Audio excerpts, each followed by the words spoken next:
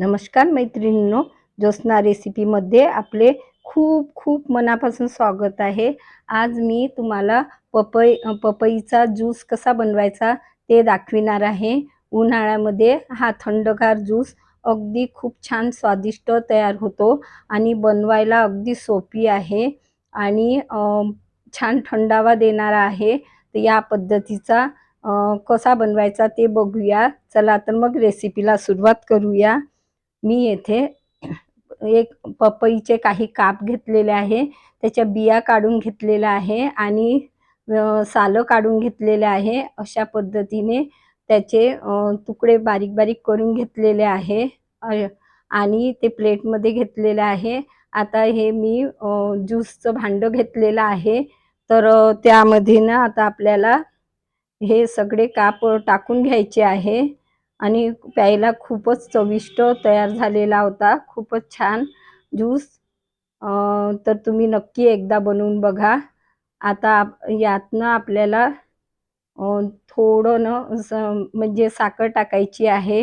तुम्हाला कितपत गोड हवं आहे त्यानुसार मी 2 चम्मच टाकलेली आहे आणि काळं मीठ टाकलेलं आहे आणि 1 लिंबाचा रस काढून घेतलेला आहे, तो टाकायचा आणि फ्रीजमधलं छान थंड थंड पाणी टाकायचं किंवा आईस क्यूबही टाकले तरी चालतं, परंतु मी पाणी टाकलेलं आहे थंडवालं, एकदम गारगार, म्हणजे आपलं हे कसं ज्यूस एकदम छान थंड थंड तयार होतो।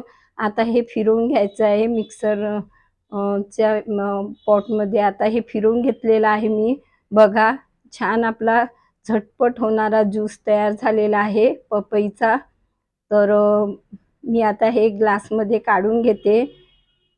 इतका छान झालेला होता ना, तर कसं फळं खायला मुलं बघत नाही, या पद्धतीने ज्यूस केला की नाही उन्हाळ्यामध्ये तर मुलं छान सहज पिऊन घेतात।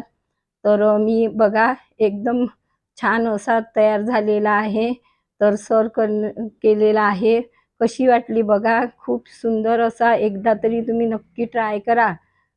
खूपच छान तयार झालेला आहे। कशी वाटली तुम्हाला माझी पद्धत? नक्की ट्राय करा आणि कमेंट्स करून कळवा। पुन्हा भेटू नवीन व्हिडिओसोबत। तोपर्यंत मस्त राहा, खुश राहा, आनंदी राहा, हेल्दी राहा आणि नवीन नवीन पदार्थ बनवून खात राहा। धन्यवाद।